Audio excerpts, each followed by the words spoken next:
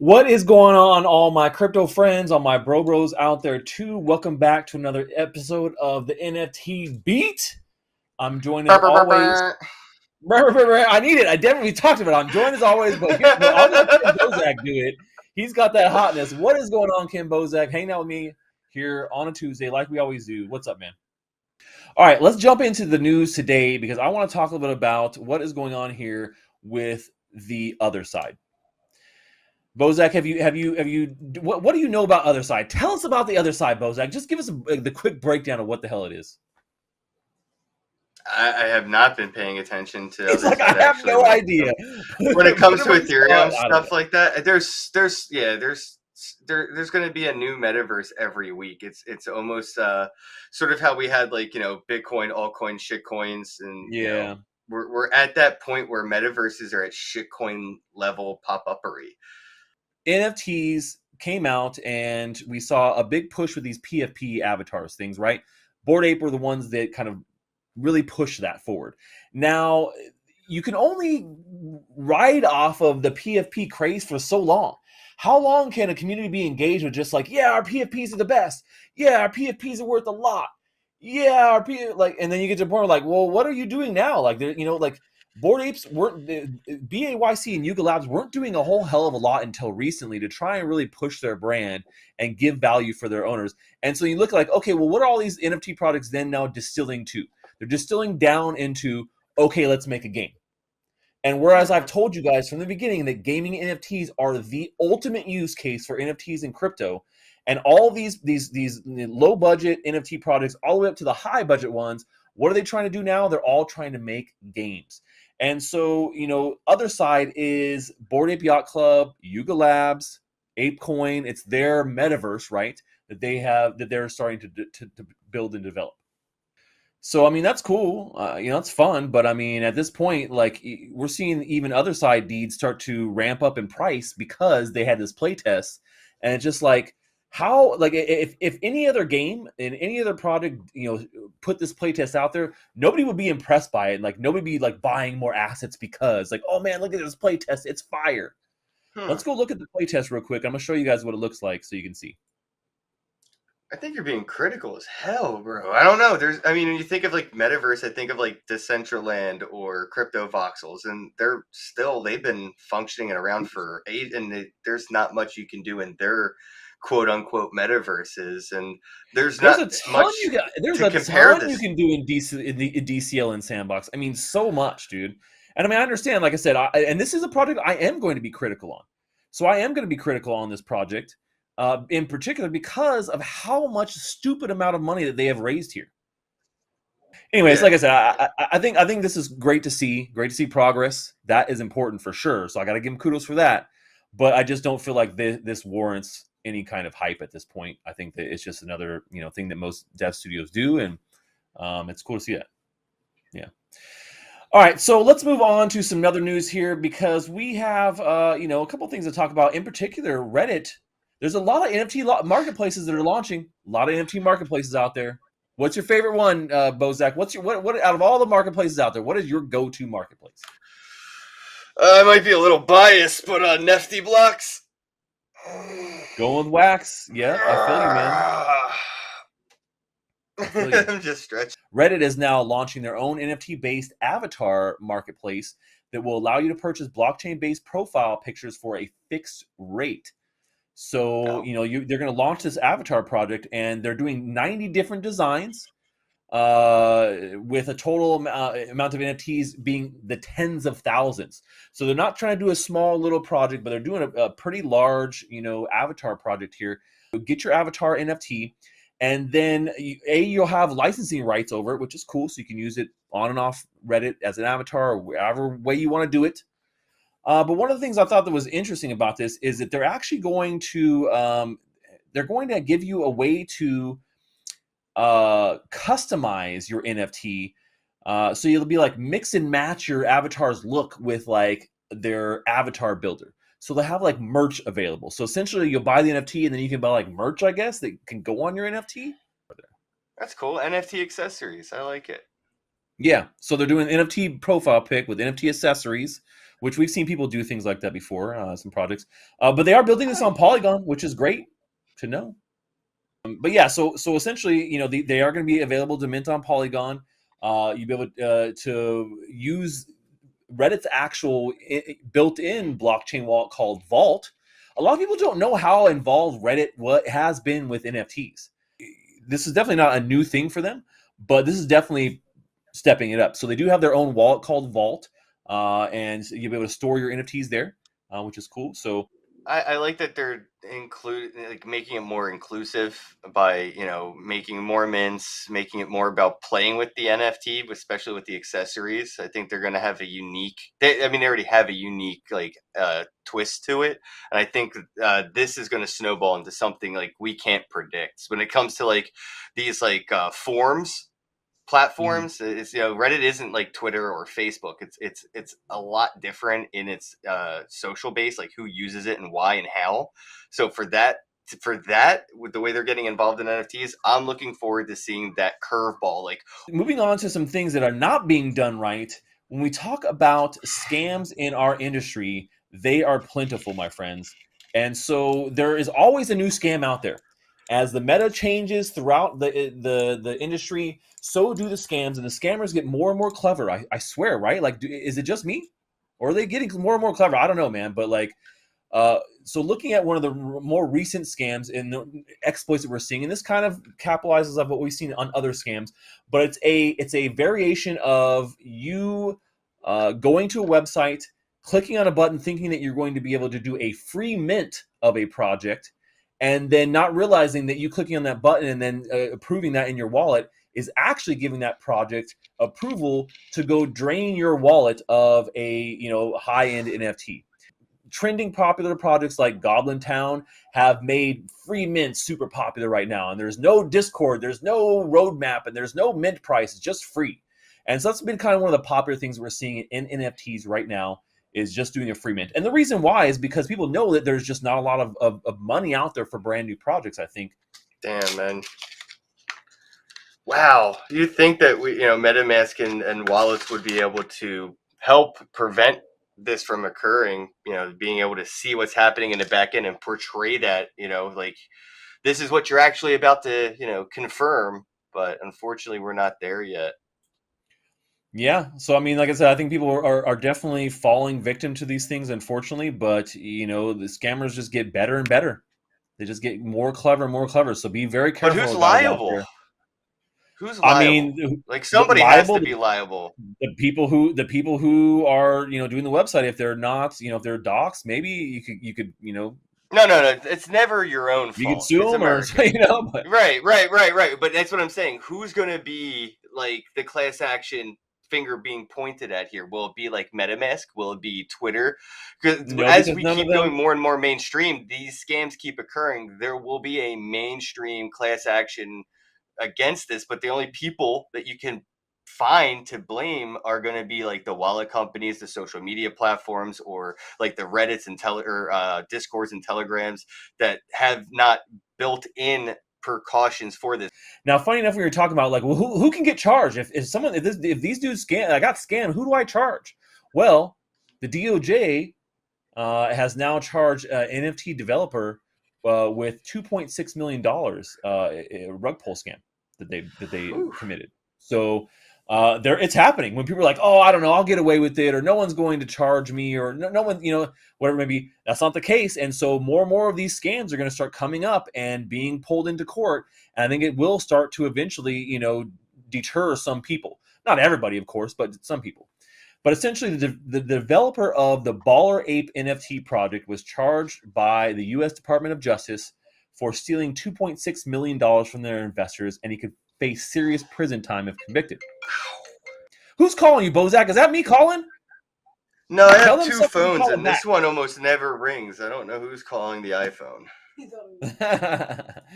But anyways, so 26. This is a 26-year-old kid. Adult, I guess, 26-year-old dude from Vietnam, who essentially they're charging with wire fraud and international money laundering. Wow. Yeah. And so that's what we're saying. So that's a long time, dude. That's his whole life. He's only 25 years old. Yeah, yeah, and these other guys too from Empire's X, they're facing 25 to 45 years, if all counts 45. are yeah, and I mean, it's just crazy to I think wonder that how many that's the years case. Nancy Pelosi is going to get. Zero. They don't Oh try yeah, that's right. they don't give prison sentences to politicians, man. Don't you know that? All right, so moving on to some more interesting and fun and cuter news. Uh, the I Sandbox love you. the Sandbox has now partnered with Playboy. This is not the newest news, but it just it happened a couple of weeks ago here, and they announced it at NFT NYC. But they have a whole Playboy mansion that they're going to be creating. It's called the Meta Mansion. It's going to be inside the Sandbox. They're going to have their own land. And I guess what, Bozak, give me all the right and wrong guesses of what you can do at the Playboy Mansion in the Sandbox. Go. All right, I'm gonna guess you can get a lap dance, maybe interact with content that has been created by the Playboy company. So maybe like purchasing a subscription inside the mansion. Um, I would like to think there would be like the chat room interactions where you can actually have like a Q&A with some of the adult stars from Playboy, but I don't really know like what the don't like can't do's would be. I mean, I would imagine you can't go naked. Can I just show up to like the mansion with no suit on my avatar? Yeah, Is I there don't a know, dress man. code? Is there a dress That's what code I'm to this saying. I'm mansion? curious. I'm curious. So looking at what they say here, because that's what I'm thinking too. I'm like, what are they going to be doing here? Like Playboy is all about tits and ass. I mean, let's just put it out there. Yeah. Like, do they have other content? Sure. It's all about titties and ass. I mean, it's that simple. Now, these cute little voxel avatars, clearly. I mean, I don't think they're going like, full nips. Like they're not. They're not walking Well, around. Maybe, who knows? That's never been Playboy's style. No, Playboy's But always I been mean, more well, lewd than nude. yes and no. I mean, they have other stuff that's kind of connected to their brand, but in general, that's why people buy it. That's why people got into Playboy. That's why Playboy has a brand. I If thought it there's was no for the TNA, there's no stories. Playboy, I always thought it right? was for like the stories, like I ordered I'd pizza, be I didn't perfect have with the any stories. money. Well, what they say is that the experience in the Sandbox will feature gaming, social play, programmed events, ongoing digital collectible releases that leverage Playboy's vast collection, and then incorporate Playboy's talent and influencer network, and bring Playboy's Okay, that's what I was coveted hoping. fashion styles and must-attend life experiences into the metaverse. So, I mean, the way they kind of they definitely don't like say anything sexual at all. Like they're really trying to play down anything sexual that's going into this. They obviously don't show any bunnies that have any kind of sexual elements in there. Like you can see here. Here's the little video, right? Well, let's full screen it. So here you are kind of walking into the Playboy Mansion. I'm like, that's kind of what it looks like when you walk in. It's dark, it's big in the background. Like, and then you see the mansion back there. Like, I think it's cool to have the experience that the mansion is there.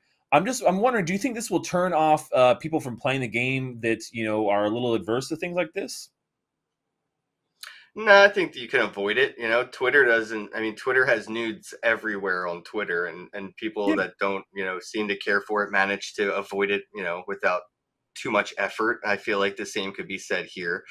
It's interesting though. The first thing I noticed was you even have to be skinny in the metaverse to be a Playboy model. That's true. Those It's kind those of some nice looking kind of funny. bunnies. All right, so moving on, I want to talk a little bit about Solana Marketplace, Magic Eden. I told you we're talking about 3 marketplaces today. But Magic Eden has launched a brand new gaming venture called Magic Ventures.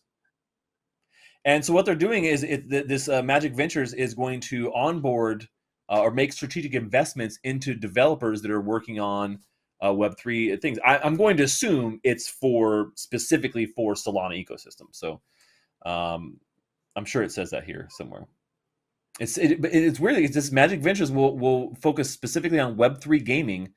To pursue that mission, the company has hired Tony Zhao, formerly of Chinese gaming giant Tencent, and its new head of gaming Oh, investments. So that's pretty big that's going huge. forward. Like they're not messing around. Now, if they were like, "Oh, this is only for Solana," then yeah, of course there would be no interoperability potential.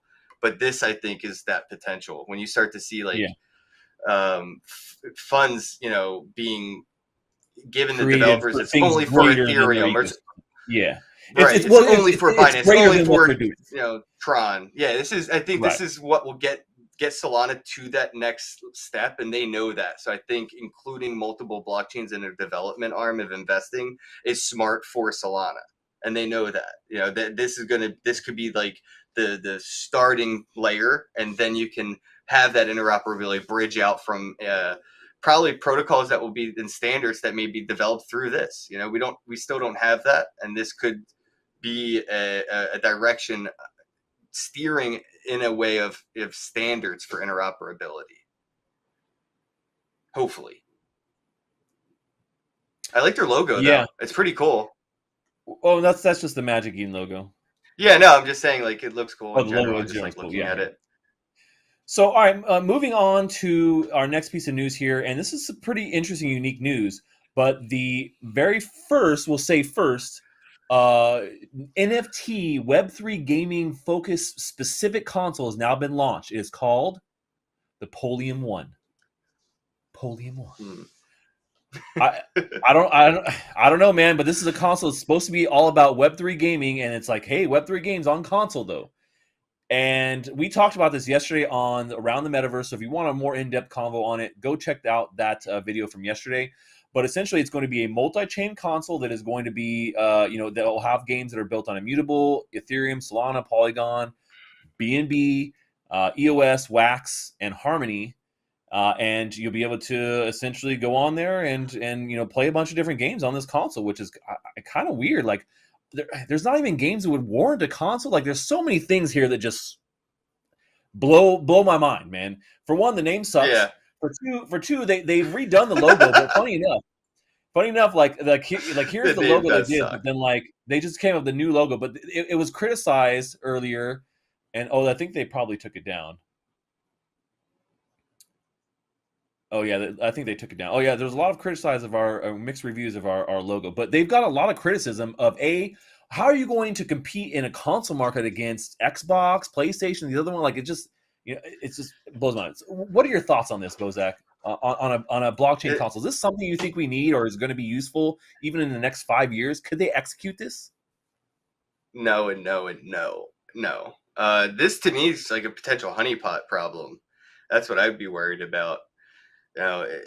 It's a honeypot problem waiting to happen. I don't even like hardware wallets, honestly. It's just problematic. And when it comes to I'm not even competing with Microsoft and Sony when it comes to Xbox and PlayStation, but they're kind of competing with like Google Stadia and the Amazon Fire Stick or whatever, and Roku, and all those like streaming like smart TV little sticks all have like a Bluetooth controller you can play like Android games and stuff with. So they're not just competing with like the big consoles. There's plenty of like streaming consoles that are out.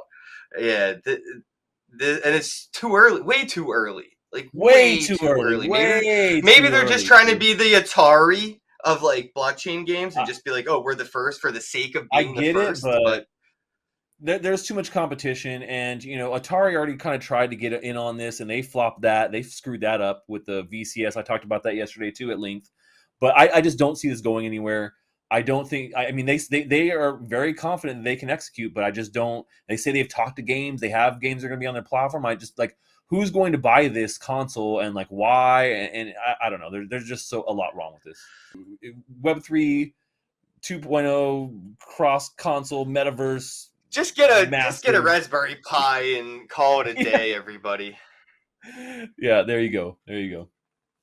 So, all right, guys. Hey, thanks again for joining us today here for another episode of the NFT Beat. We're here every Tuesday doing the damn thing, breaking down everything that's hot in NFT news. We'd like to hear your opinions, talking live with you guys, live every Tuesday. Make sure you join us. I'll see you guys next week for another edition of the NFT Beat. But until then, we out. Have a week.